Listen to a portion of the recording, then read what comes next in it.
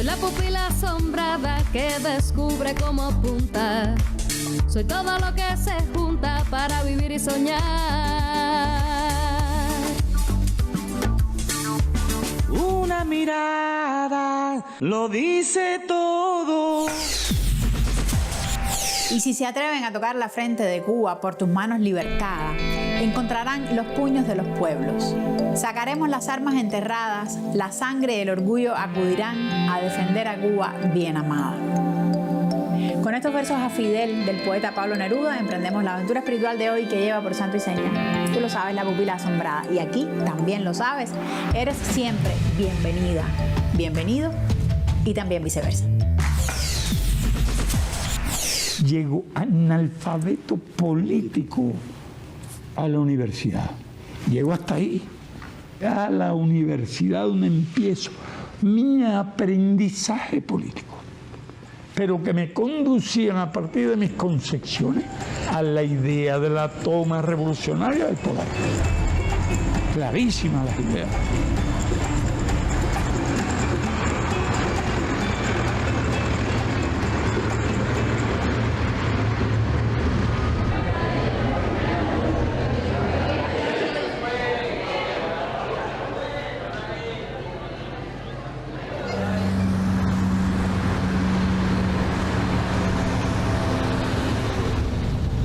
Lo que había mucha gente estaba contra el robo, la malversación, el desempleo, la explotación, pero creía que eso se debía a los malos políticos.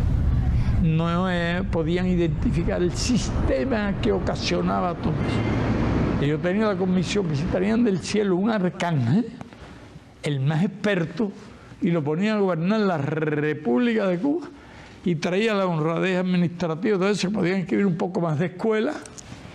No se roban el dinero de la salud pública, pero el desempleo, la pobreza, la falta de tierra, todas las calamidades aquellas, el arcángel no podía resolverlo. Porque si tuvo aquellos latifundios, aquellos enormes latifundios, aquel sistema de producción no admitía ponerle fin a nada de aquello. Ya todo lo más que hubiera honradez, pero en realidad no servía mi convicción, El sistema había que cambiarlo. Nosotros habíamos hecho un pequeño ejército. En unos meses habíamos reclutado 1.200 hombres. Y cuando decidimos atacar el Moncada, cuando nos convencimos que nadie lo haría, ni habría lucha contra Batista, y que un montón de grupos que habían no estaban preparados ni organizados, y había mucha gente que militaba en distintos grupos. No fue la ambición. Teníamos la idea de marcharnos hacia las montañas con todas las armas ocupadas en el cuartel, si no colapsaba el régimen. Los factores también del azar que influyeron en que un plan que fue realmente meritorio en cuanto a concepción, organización, secreto y todo, falla prácticamente en el ataque.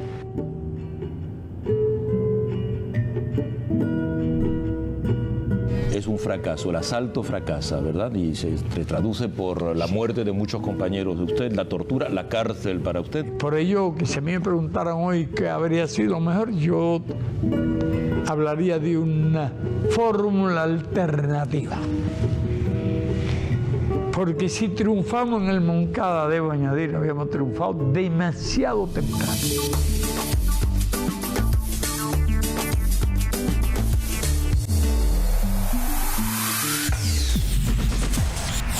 Cien horas con Fidel, y voy a usar una palabra que Omar siempre quiere que usemos, pero con responsabilidad, la emblemática, la paradigmática, la grandísima entrevista que le realizó Ignacio Ramonet a nuestro comandante en jefe Fidel Castro, y esa es la que nos inspira y nos ampara y nos convoca hoy. Bienvenido, Omar.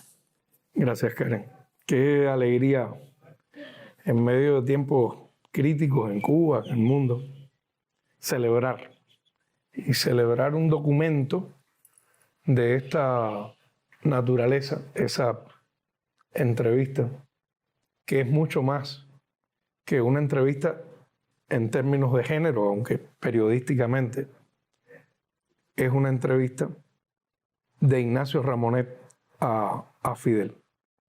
20 años De que se publicara por primera vez en Cuba. 20 años de que empezara a circular en Cuba. Es el año que Fidel enferma y algunas de sus primeras menciones después del restablecimiento es que estaba trabajando en correcciones y precisiones, en un trabajo vivo, que esa es otra historia, pero es también interesante porque llevó un arduo trabajo de edición, corrección, precisión, con esas obsesiones de Fidel con respecto a los datos históricos, a cualquier afirmación, a cualquier cita, etc.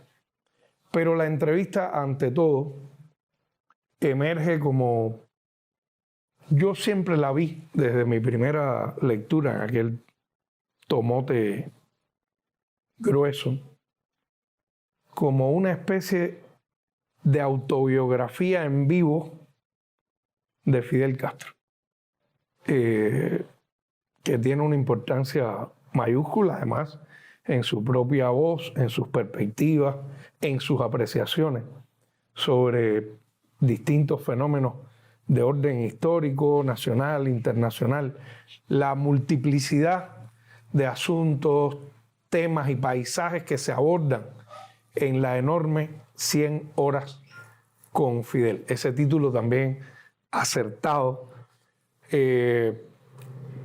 periodísticamente muy atractivo, porque Ramonet, que es muchas cosas, es un periodista de raza, neto.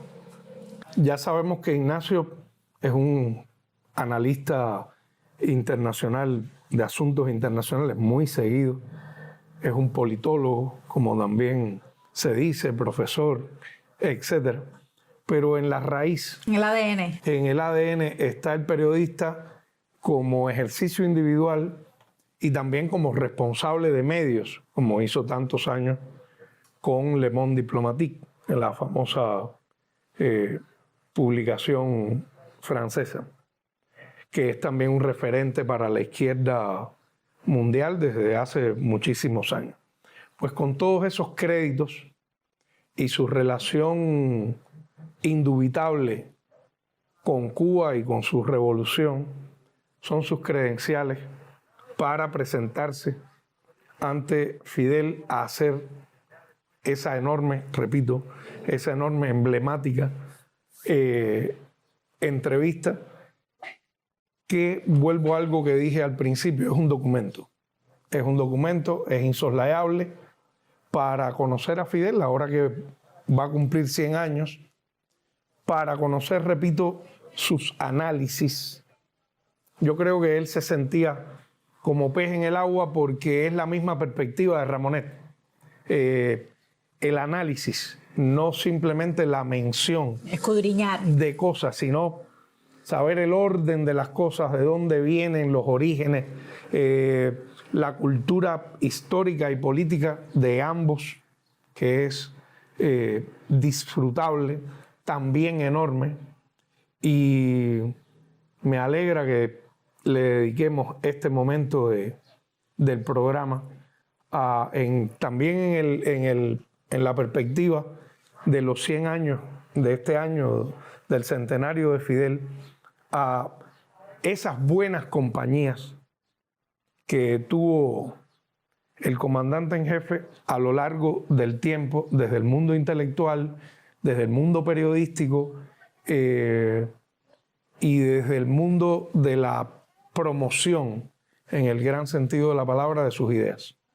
Seguro que sí, y además como los buenos documentos, como esos documentos que no se ponen viejos, nos sirve para leerlos y desde esa lectura leernos y leer el hoy, ese hoy mismo, porque esos análisis, esas luces todavía iluminan este oscuro mundo en el que estamos, Omar. Bueno, en las coordenadas actuales, yo creo incluso que hay que animarse a volver a leer ese librote, porque seguro que nos habla hoy.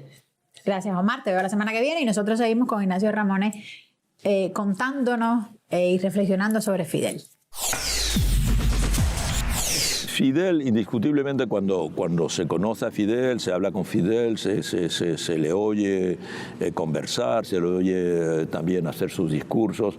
Las características que más impresionan son probablemente la de ser un visionario, que yo creo que depende, esa característica es el fruto de su conocimiento de la historia, de su lectura de la historia. Fidel era un hombre apasionado por la historia, desde la antigüedad hasta nuestros días, y por consiguiente sabía leer muy bien el panorama político internacional, detectaba movimientos, fracturas que quizá nosotros no las apercibíamos, pero para él eran signos, eran detectores de algo que iba a pasar. Por ejemplo, cito pasando primero cómo detectó que el campo socialista se iba a derrumbar después de la llegada de Gorbachov. Cuando Gorbachov empezó con la Glasnost y la Perestroika, él vio que el sistema no podía resistir a ese tipo de introducción, y no es que él estaba en contra de eso, pero sencillamente pensaba que el sistema no lo resistiría, y fue lo que ocurrió. Otra cosa también es con el cambio climático, su visión de que, digamos, el tipo de funcionamiento, el modelo económico dominante en el mundo era un modelo destructor de muchos aspectos de la naturaleza, y que eso acabaría por tener consecuencias, y basta con releer su discurso de la Conferencia de Río de 1992, donde fue muy precursor, y fue precursor a escala internacional. Ha sido quizá también por sus contactos con dirigentes, bueno, por ejemplo, el comandante Cousteau, que era un hombre muy preocupado por la ecología de los mares, René Dumont, que fue un gran economista muy preocupado por la destrucción de la economía, que fueron grandes interlocutores de Fidel Castro, el Club de Roma, y Fidel se leyó los informes del Club de Roma. Fidel ahí fue visionario también, y en muchos otros aspectos. Ese es un aspecto impresionante de Fidel como lector del porvenir. Y segundo, yo diría el estratega. Fidel es un estratega. Es decir, es alguien que evidentemente la táctica considera que es una manera de avanzar, pero que ve los grandes movimientos, Que desde su época estudiante se había interesado por el marxismo y el leninismo. Quizá una de las cosas que ayudaron mucho a la afinidad con el Che fue una coincidencia en muchas ideas. Se dice que el Che, él tenía más bien simpatías trotskistas. No, él era marxista, nunca lo oí hablar de Trotsky. Él defendía a Marx y defendía a Lenin, y no atacaba a Stalin, pero bueno, él nunca lo oí hablar realmente. Él era leninista, sí. Entonces, ¿usted se da cuenta que él es diferente cuando lo encuentra por primera vez? Se ve que él tiene otra formación. No, cuando yo llego ya, entonces que yo lo conozco. Él mismo cuenta que se hizo en una noche. Y conversé con él. Y él, bueno, pues, quien ha vivido toda esa experiencia, sabe lo que hicimos, lo que sabemos, lo estamos planeando. Y cuáles son nuestras ideas, que están en la historia mía Exolverá. Está totalmente de acuerdo. Él sabía también que en ese movimiento había pequeña burguesía y había de todo. Pero estaba feliz. Y se enrola de inmediato. Él se inscribe en la aventura. Una sola cosa me dice. Fidel, una cosa yo te voy a decir. Tú ves qué premonición. Yo lo único que quiero es que cuando triunfe la revolución en Cuba, por razones de Estado, ustedes no me prohíban ir a la Argentina a hacer la revolución. ¿En su país? Sí, en su país. Y después yo tuve que hacer un esfuerzo y preservarlo, porque si lo dejaba hacer lo que quería hacer, lo matan. Entonces yo, cuando ya se iban destacando algunos, cada vez que hacía falta un voluntario para una misión difícil, porque había algo, una sorpresa, una arma que podía aparecer, el primero del Che. Comandante, cuando se termina la guerra, con el triunfo de la revolución, Che se queda y participa con usted a la construcción del Estado Nuevo. Él había tenido iniciativa de cosas de industrias y cosas en la sierra. Y entonces el INRA se convirtió en una institución muy poderosa. Ya el INRA interviene no solo tierra, sino una serie de industrias, que era un departamento de industria y de industrialización. Y llamó al Che para que se haga cargo del departamento de industria. Aunque seguía siendo, bueno, figura, y cuando había cualquier cosa estaba él de jefe militar, jefe político. Cuando Girón, Che, Papinal de Río, yo en La Habana y Almeida y Raúl en Oriente. Crisis de octubre, bueno, Girón, crisis de octubre, cada uno tenía su lugar. Después vino una segunda etapa, en que el Banco Nacional no tenía fondo y hacía falta un jefe del Banco Nacional, y por la confianza en el talento, en la disciplina, en la capacidad del Che, director del Banco Nacional. De ahí han surgido chistes en que llamé al Che, yo había pedido un como economista y habían llevado al Che porque el Che era un comunista. Y se habían equivocado, yo pedí un economista y me mandaron al Che, que era un comunista, y el Che era el hombre que tenía que estar allí. No le quepa la menor duda. Cualquier tarea que le daba, se entregaba por entero. Así que los primeros 6 o 7 años, él se marchó en el 67. Él ha estado, él ha recorrido el mundo, él estuvo en la reunión por allá con Choenlai, se reunió con Mao, con Nehru, porque él tenía mucha vocación internacionalista y mucho interés por todos esos problemas. Él tiene una voluntad de acero. Él dice, Che, un jefe estratégico, debe ir para allá cuando ya esté desarrollada una fuerza. Y él está impaciente. Entonces, pero allí no estaban preparadas las condiciones. ¿Cómo explica usted la muerte del Che y la...? El mismo cuenta en el diario que llega a una tienda y dice, vamos precedidos por Radio Bemba. Todo el mundo nos está esperando. Pero él sigue.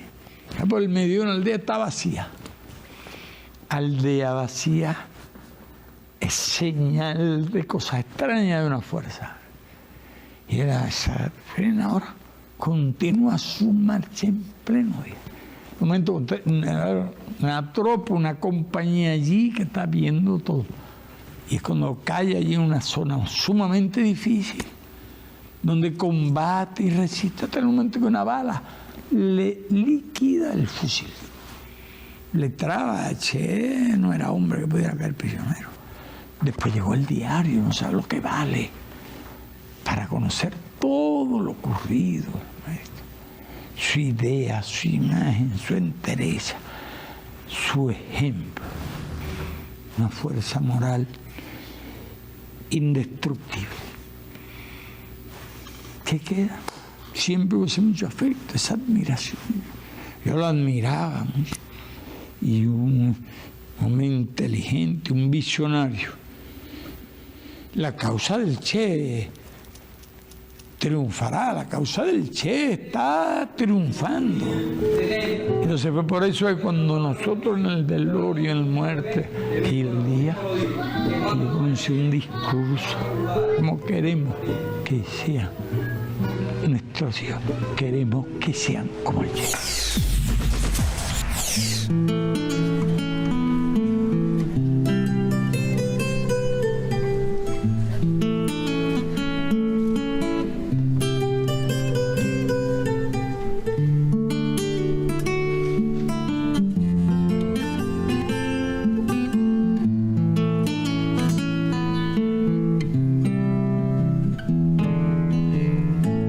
Dijo Guevara el hermoso, viendo al África llorar. En el imperio mañoso nunca se debe confiar, nunca se debe confiar.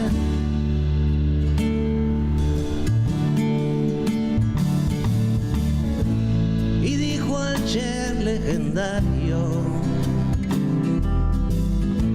como sembrando una flor al buen revolucionario. Solo lo mueve el amor, solo lo mueve el amor.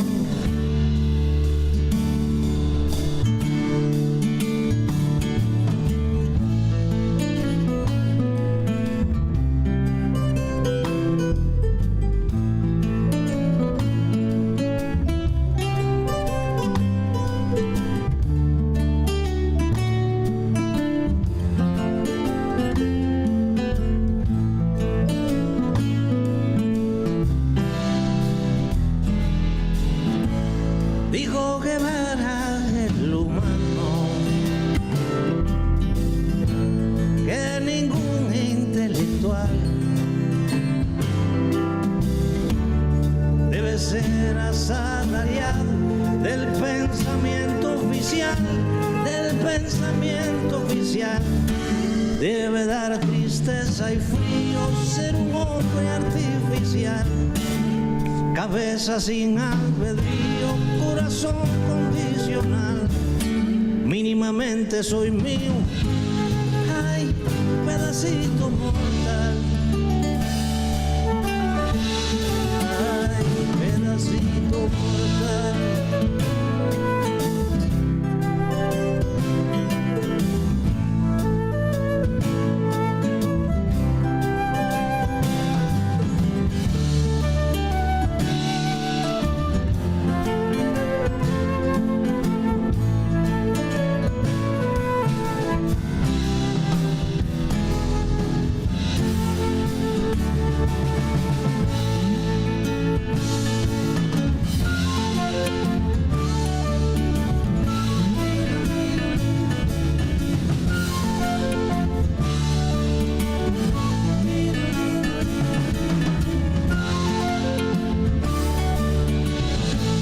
Dijo Guevara el humano, que ningún intelectual debe ser asalariado del pensamiento oficial, del pensamiento oficial. Debe dar tristeza y frío ser un hombre artificial. Cabeza sin albedrío, corazón condicional. Mínimamente soy mío, ay, pedacito mortal. Ay, pedacito mortal.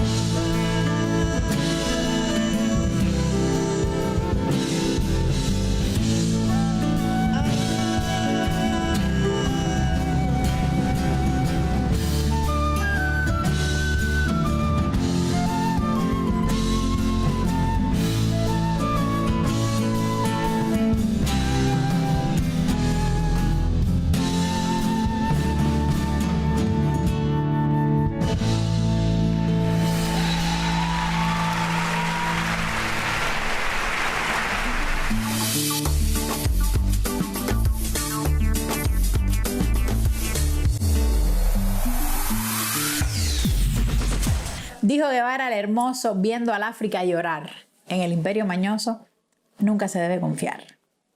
Silvio Rodríguez, y con esos versos ya estamos con la ingeniera informática, con nuestra ingeniera informática Naima Cepero.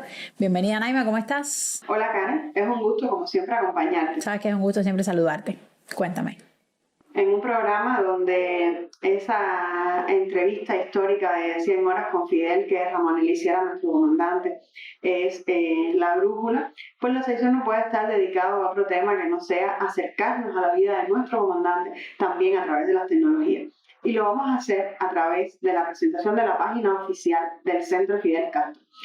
Este centro que ha logrado en el espacio virtual también lograr reflejar todo el trabajo que el espacio físico hace. Y te voy a explicar por qué. Este centro tiene, o sea, esta página tiene diferentes secciones. La primera que nos vamos a encontrar es una sección que se llama Fidel, que nos va a permitir acercarnos a una línea de tiempo que está organizada por décadas y se puede recorrer de dos maneras. Uno lo puede hacer tocando directamente el año en la línea de tiempo, o puede ir desplazándose por esta línea. Y aquí te quiero marcar que cuando comenzamos a recorrer la línea de tiempo y nos paramos encima de las imágenes que acompañan a la documentación, pues también vamos a tener la referencia de esa imagen, a qué contexto, a qué momento pues está haciendo referencia. Adicionalmente, hay otras secciones como las noticias, la programación que tiene el centro, las salas expositivas, donde vamos a encontrar la sala Cinco Palmas, Fidel es un país, y que en esta sección pues vamos a poder ver una descripción de cada una de esas salas. Hay otra sección que es una joya que se llama la Biblioteca Sierra Maestra, donde vamos a encontrar una subsección que se llama colecciones digitales, y en estas colecciones digitales tenemos un buscador donde podemos buscar, valga la redundancia, por palabras clave, por título, por autor. Vamos a poder decir en qué fecha se produjo el material que nosotros estamos buscando, y vamos a poder, tenemos una opción de seleccionar por artículo, por si es una fotografía, si es un libro, si es un mensaje. O sea, son pequeños elementos que nos van a permitir acotar nuestra búsqueda. Lógicamente, si nosotros no conocemos esos elementos y estamos haciendo una búsqueda de algo que no tenemos todos esos detalles, pues solamente con poner las palabras clave de lo que estamos buscando, también vamos a tener resultados. Y una vez que encontramos la información, pues vamos a poder descargarla. Hay otra sección dedicada a la actividad científica del centro, donde vamos a encontrar las áreas y las líneas de investigación de este centro, así como sus investigadores. Y por mencionarte algunas de las líneas de investigación, está el pensamiento económico, el político, el social y por supuesto la biografía de nuestro comandante y sus obras. También está el libro de visitas, que nos va a permitir conocer cuáles son las principales personalidades que han pasado por el centro, a recorrer el centro, a conocerlo, y vamos a poder ver fotografías de sus visitas. Y otra de las joyas, es que este sitio es una joya, de manera general, es de esos sitios tan bien pensados, tan bien organizados, que realmente uno disfruta tanto, porque es como estar en el espacio físico. Hay otra sección que se llama Ediciones Alejandro, donde vamos a tener un conjunto de materiales que vamos a poder buscar igual por palabras clave, y vamos a tener discursos, entrevistas, o sea, diversos materiales diversos materiales audiovisuales, y también una sección dentro de Ediciones Alejandro dedicadas a los libros. Igual hay una galería de fotos, una sección que permite planificar una visita al centro Fidel, y algo muy importante, tiene su propia visita virtual. O sea, si estás en La Habana y te puedes llegar, pues ese espacio físico es una genialidad. Si no estás en La Habana y no te puedes llegar, pues también hay una sección que se llama visita virtual, que ya en una ocasión, cuando se abrió el Centro Fidel Castro, nosotros presentamos esta visita virtual. Pero vale la pena volver a mencionarla, porque es una visita virtual desarrollada por Cinesoft, que permite, a través de los puntos de navegación, las zonas de interés, los puntos de información, pues recorrer el centro. Y realmente yo creo que este es un espacio de visita obligada para conocer y estudiar la vida del comandante. Gracias, Naima, cuídate mucho, nos vemos la semana que viene. Y nosotros seguimos por el documento que nos inspira, 100 horas con Fidel, de Ignacio Ramonet. Puesto que nuestro adversario era nada más y nada menos que Estados Unidos. Eso ya afortunadamente se había hecho la campaña contra el analfabetismo. Se continuaron los planes de seguimiento. Había escuelas en todas partes. Y en un momento en ese sentido había 42.000 soldados soviéticos Cuando ellos tenían 42.000 soldados soviéticos, nosotros teníamos 300.000 hombres sobre las armas. Y en aquellos tiempos, mujeres, ni pensar en que fuera. Hizo una unidad de mujeres en la sierra. Demostramos que las mujeres podían ser tan buenos soldados como los hombres, para citarte un ejemplo. Eso me costó luchar contra el machismo. Y al triunfo de la revolución, esta etapa de que estamos hablando, era el elemento machismo estaba muy presente. Y ideas generalizadas prácticamente relacionadas con la presencia de los homosexuales en las unidades militares. Era un aspecto del machismo. Era ¿no? una cultura que pasaba igual que con las mujeres, porque un machismo fue heredado. Y lo sabemos muy bien cómo se heredó todo eso y fue cultivado en la sociedad capitalista. Es una herencia que nosotros éramos bastante ignorantes.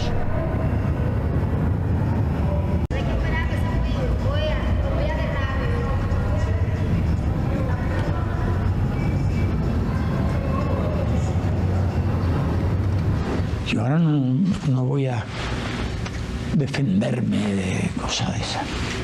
La parte de responsabilidad que me corresponda la asumo.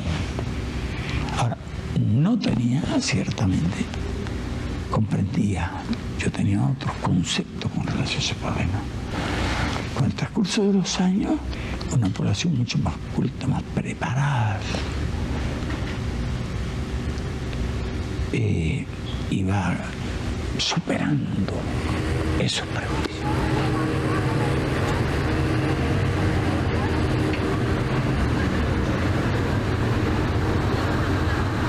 ¿Discriminación con los negros también había, comandante, en el seno de la revolución? Subjetiva.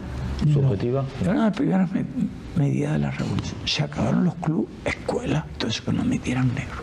Aquí hasta hoteles, había hoteles que no admitían. No, y lugares de todo. Escuelas en las que yo estudié. Había 1000 alumnos. No admitían negros, ni mulatos. Había una escuelita adjunta de técnico y allí había algunos. Nosotros éramos bastante ignorantes acerca del fenómeno de la discriminación racial, porque creíamos que eso era que establecer una igualdad ante la ley y sin discusión. Pero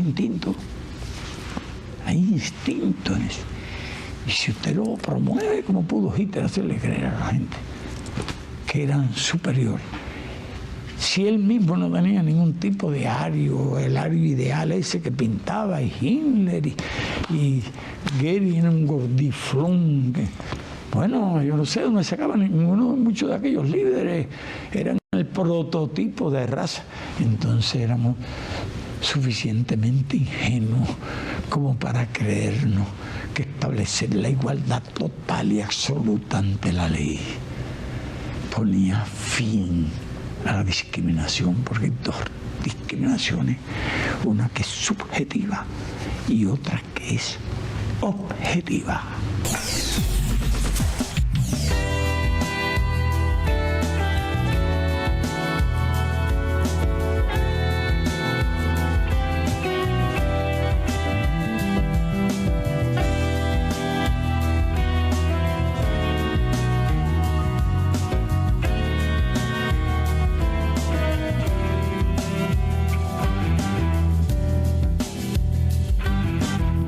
La saliva corrosiva del apátrida de su virtud, sobre la mordida más lasciva de los que osan profanar su luz, sobre la ingratitud y los zarpazos,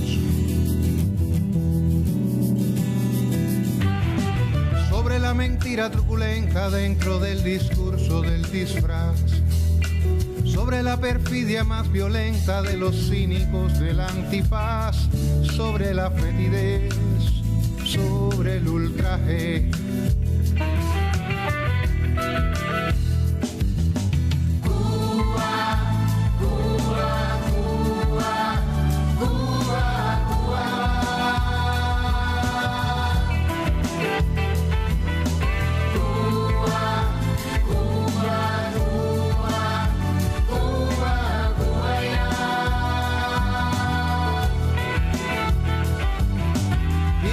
enseñar al descreído el filo de su solidaridad. Cabestrillo firme en la utopía, estribillo de continuidad, a luz de humanidad, isla que salvará.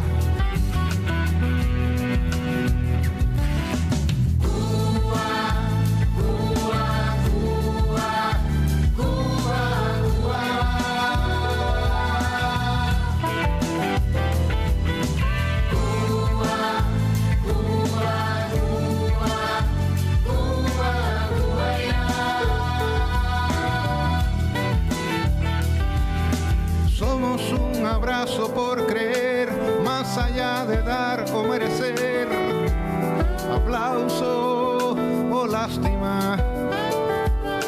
Somos tan semilla de razón, tan verso de historia en la canción de la sinceridad, que por eso Cuba, Cuba, Cuba, Cuba, Cuba.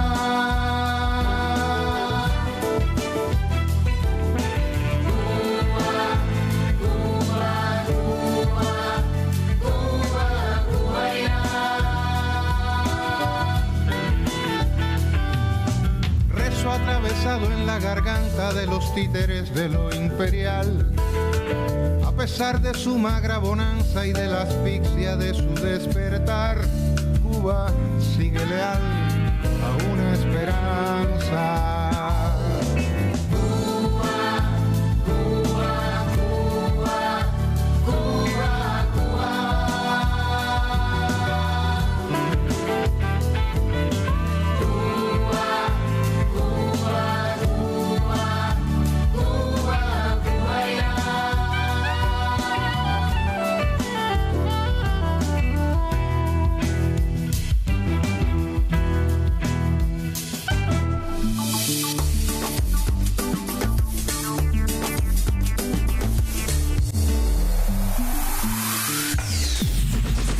Cuba irá, el trovador Karel García y Fidelito, aunque no estén de moda. Bienvenido, Fide. Karel García, que es de esos trovadores que emergen en los 90, casi mediados de los 90, en el ámbito de Alamar, específicamente en torno a Vicente Feliu, que fue una especie de mentor y padre, digamos, él, Karel García, Carlitos Laje, Giovanni Palma, que son esos trovadores que en torno a él empiezan, lo consultan, empieza que él los coge como hijos trovadorescos.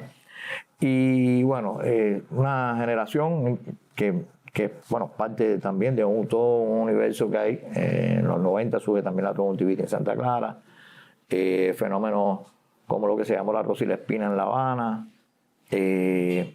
Bueno, también ya estaba empezando a salir al ruedo Habana Abierta, los post-trova, Sosa Ernesto, el trío en serie, en fin, un movimiento amplio que le da nuevas vueltas a la canción en diversas aristas. Y bueno, Karen, vimos a Silvio Rodríguez con la tonada del albedrío en una de las canciones al Che. Silvio tiene varias canciones, desde La Oveja Negra, Fusil contra Fusil, América Tablo de Ernesto, Fusil contra Fusil, La Era, en fin, Hombre y Amigo. En fin, un grupo de canciones directamente y otras que indirectamente también aluden a la figura del Che o al pensamiento del Che. Y vamos a Raúl Torres, que Raúl es uno de esos emblemáticos cantores, no solo por su obra más poética e íntima, sino también por otro tipo de poesía más de combate, más de contenido social, más de cantar a las grandes gestas, a los grandes acontecimientos, con una capacidad de reacción. He sido testigo, por ejemplo, cuando nos llamó, cuando ocurrió lo de la invasión a Venezuela, enseguida, ese mismo día nos llamó y por la madrugada empezamos a hacer con él una canción, la canción Urgente Nuestroamericana. También nos convocó a un disco en torno a hacer canciones a Silvio y que bueno, ya tiene canciones emblemáticas en ese sentido, como la que le hizo a Chávez, El Regreso del Amigo, a Fidel, que le ha compuesto varias, y esta es una de esas canciones. También, bueno, Raúl Torres no solo compone canciones impactado por los acontecimientos, creo que es una gente muy sensible que reacciona de inmediato ante grandes hechos. Y también tiene una obra poética de respeto, una de las más importantes. Candil de Nieve, Se fue, Regrésamelo todo, Nítida Fe, que es una de las que más me gusta de él. Yo tengo un amigo de nítida fe que sueña tener su morada en el sol. Mira, esta es una que hubiera sido posible también. Déjala ahí, la traje. Está en reserva. Y entonces, nada, Karen, digamos que es una pupila con ese tipo de trovador y ese tipo de obra que se ajusta, por supuesto, como siempre hacemos, buscando que la canción gire en torno a lo que está expresando el programa en su contenido, en sus documentales, en sus fragmentos de entrevistas. Entonces ahora un fragmento de 100 horas con Fidel. Y al final del programa. Después Raúl Torres y después, para el al final del programa, el problema. El problema, que es una obra de Silvio muy importante y además está montada con imágenes de Fidel recorriendo lugares, acontecimientos, como siempre hacía Fidel, estando en el centro del combate, ¿no? Así que vamos con él. Como siempre te gusta adelantarte, pero bienvenido al adelanto si eso es lo que traes. Gracias, Fidel. Nos vemos la semana que viene y nosotros vamos con lo que ya Fidel nos proponía. La Comisión Cubana de Derechos Humanos ha publicado un documento en enero de este año en el que dice que aún hay 223 disidentes en las cárceles de Cuba. Me parece que hay, según la cifra que te di, un poquito más del 1% de lo que un tiempo hubo. Ella ve, porque había, primeros años de la revolución, alrededor de 300 organizaciones contrarrevolucionarias. Y la época del terrorismo y del sabotaje a montones. Llegó a existir en el país alrededor de 15.000 presos. 15.000 presos. Sí. Justo después de la revolución. En los años aquellos de Girón, crisis de octubre, operación Mangosta, hubo una mano de operaciones que dieron lugar a miles de sabotajes y actos de terrorismo. Montones de vidas, bandas armadas, guerra sucia, que nos costaron más vida que la propia guerra de que te hablé. Óigame, bueno, pues en ese tiempo hubo todas esas cantidades, no te digo.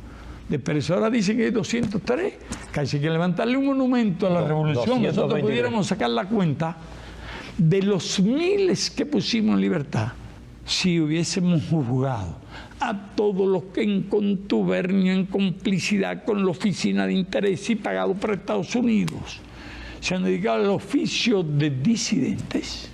Si lo hubiéramos sancionado a todos los que han violado leyes, no serían esos 200. Eso debe ser más bien una prueba de la generosidad de la revolución.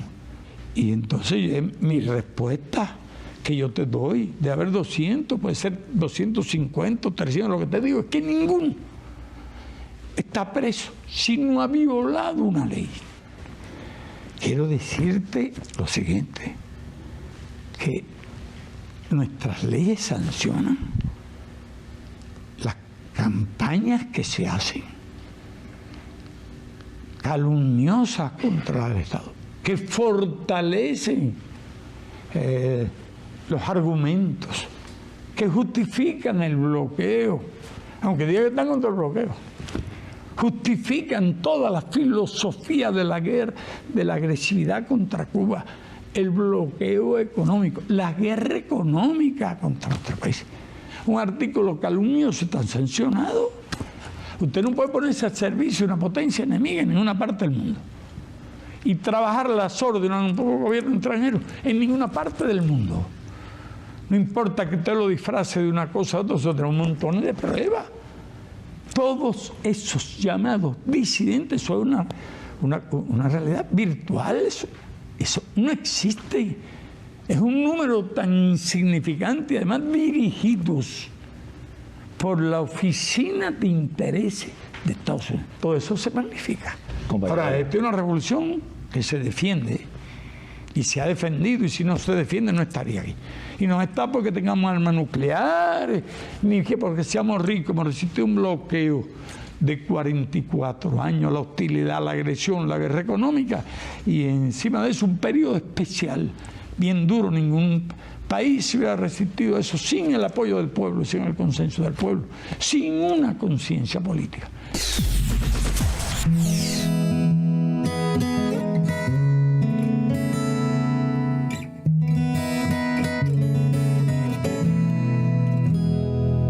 Yo sí no me congraseo, ni le pinto chiste al Yuma. No le simpatizo a Trump, ni a la costra que se le suma. No me voy a preparar para lo que viene, no. Estoy listo hace ya tiempo, me se lava y me se nieve.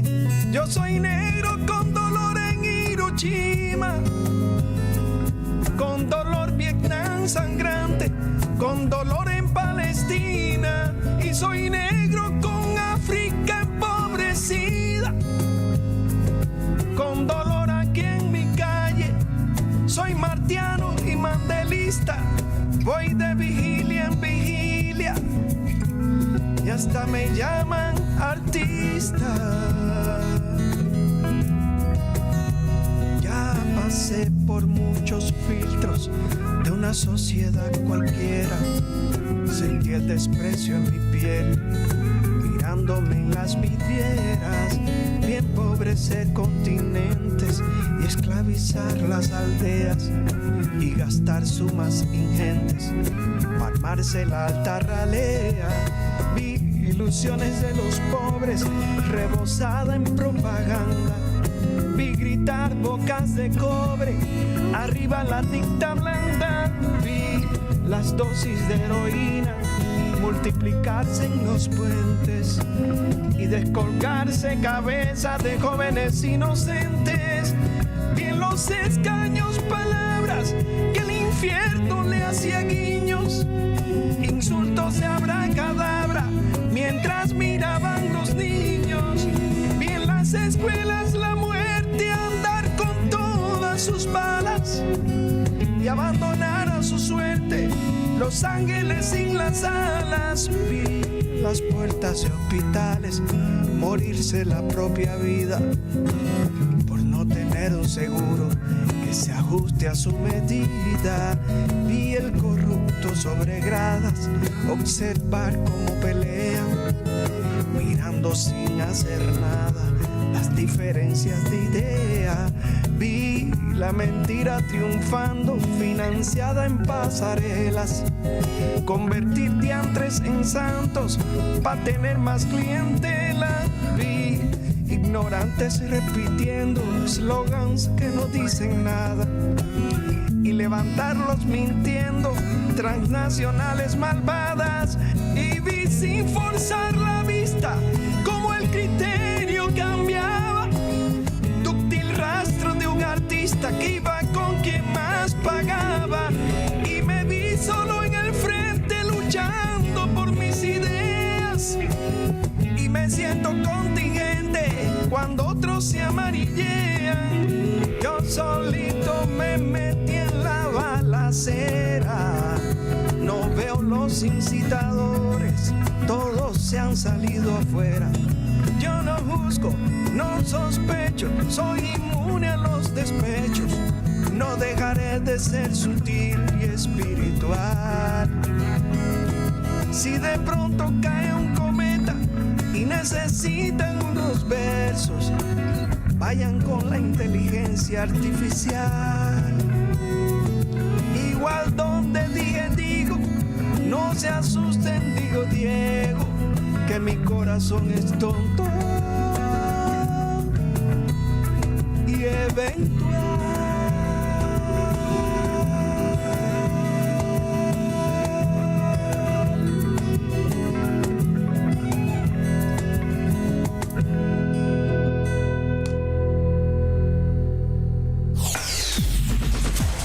Para la despedida de esta pupila, una de las tantas que hemos hecho y que seguiremos haciendo por los caminos de Fidel, hemos reservado las palabras de Eusebio Leal en una entrevista que concediera hace algunos años, donde da su visión y su calor sobre el líder de la Revolución Cubana. Nosotros nos vamos con eso y nos vamos también con algo que nos adelantaba Fide, el tema de Silvio Rodríguez. El problema, Señor, será siempre sembrar amor. Hasta la semana que viene. Él cree en lo que dijo Martí, que si la división nos perdió una vez, no debe perdernos la segunda vez. Y él logró esa unidad, la ha forjado, Ahora le corresponde a los cubanos conservarla. Por eso yo creo que la deuda que tenemos con él como generación es muy grande. Pero como la mía se va con él, la deuda o el legado que le queda a las generaciones presentes es quizá el tema más difícil, tomar de la historia lo útil, lo valioso, lo que no muere, y él está entre las claves de lo inmortal. El problema no es si te buscas o no más problemas. El problema no es ser capaz de volver a empezar.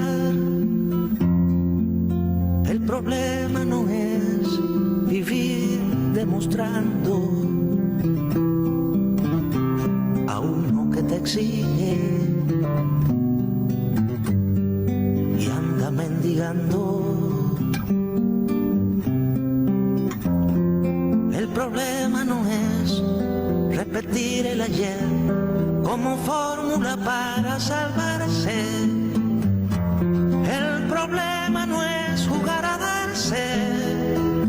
El problema no es de ocasión. El problema, señor, sigue siendo señor. ¿Cómo le pareció Jibacoa? Bueno, ya vimos allí ese farón, pero eso se arregla. A lo mejor un día hacemos una presa más para acá. Dice lo viejo que hace 40 un rayo. Quería que era un rayo. Rayo. ¿Eh? Vamos a sacar una foto.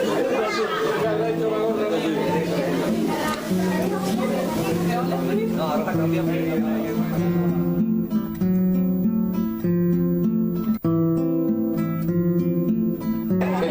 Fueron al cine.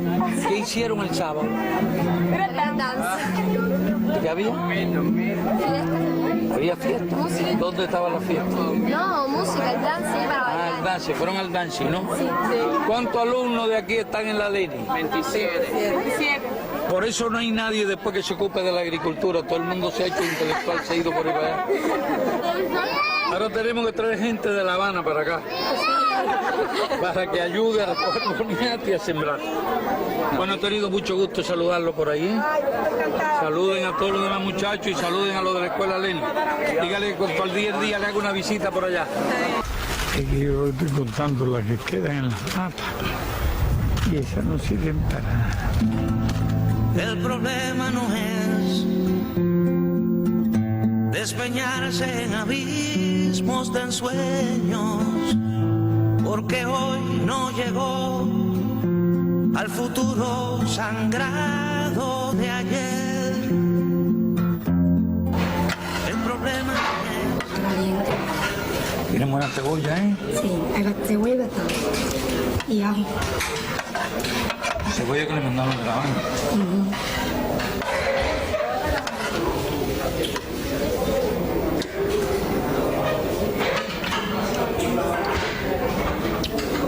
Tremendo almuerzo. Me dieron pollo. Yo repartí la ración. Era mucho.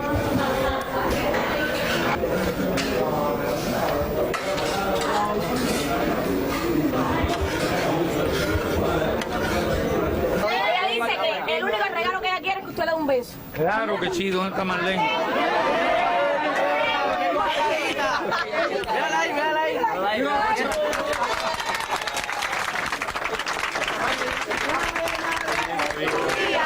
Que lo pase con mucha alegría, muchos años de paz y armonía. Felicidad. El problema no es que el tiempo sentencie extravío cuando hay juventudes soñando desvíos.